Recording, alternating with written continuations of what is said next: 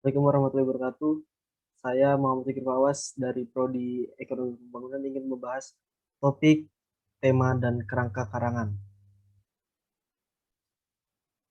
Topik. Topik berasal dari bahasa Yunani, yaitu topoi, yang artinya adalah tempat. Dan dalam tulis-menulis artinya adalah pokok pembicaraan atau sesuatu yang menjadi landasan dalam menulis artikel. Topik juga bisa diartikan dengan pokok pembicaraan dalam diskusi, ceramah, dan karangan. Ada beberapa hal yang harus diperhatikan dalam menentukan topik.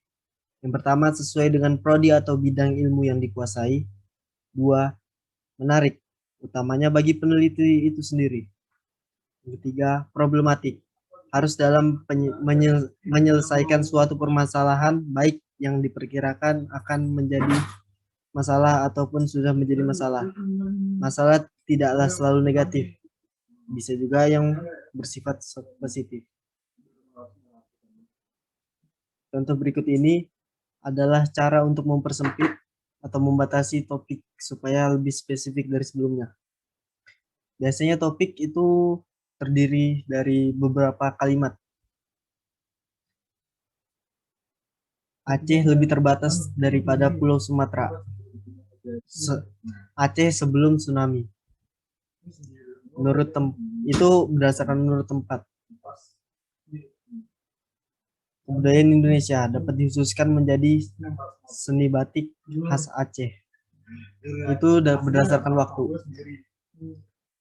Yang ketiga, dekadensi moral di kalangan muda-mudi dapat dikhususkan menjadi pangkal utama timbulnya krisis moral di kalangan muda-mudi. Itu menurut sebab akibat. Yang kedua itu tema. Tema berasal dari bahasa Yunani, titenai, berarti sesuatu yang telah diuraikan atau sesuatu yang ditempatkan. Tema merupakan persoalan utama yang diungkapkan oleh seorang pengarang dalam sebuah karya sastra. Tema bisa berupa persoalan moral, etika, agama, sosial budaya, teknologi, tradisi yang terkait erat dengan masalah kehidupan. Tema juga bisa berupa pandangan pengarangan, ide atau keinginan pengarang dalam menyiasati persoalan yang muncul.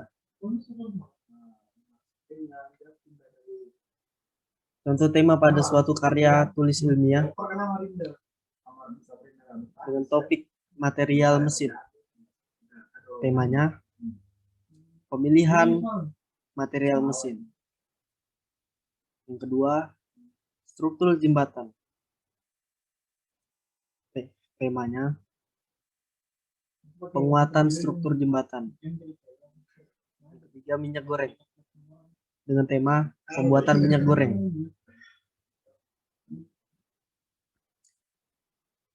Kerangka karangan. Kerangka karangan adalah rencana teratur tentang pembagian dan penyusunan gagasan.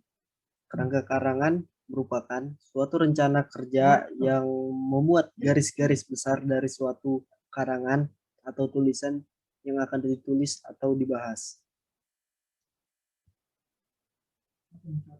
Fungsi kerangka karangan memudahkan pengendalian variabel, mencegah pembahasan keluar dari sasaran yang sudah dirumuskan dalam topik, judul, masalah, tujuan, dan kalimat tesis.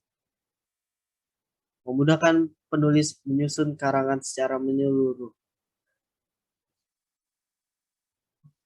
Mencegah ketidaklengkapan bahasan. Kriteria kerangka karangan. Yang pertama, setiap judul bab diberi nomor secara konsisten.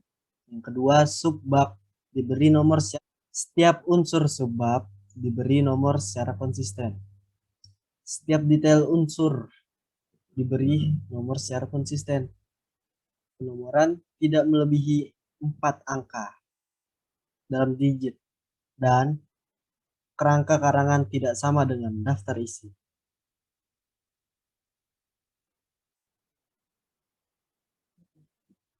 Dan ini adalah tahapan menyusun kerangka karangan. dan juga syarat kerangka karangan yang baik.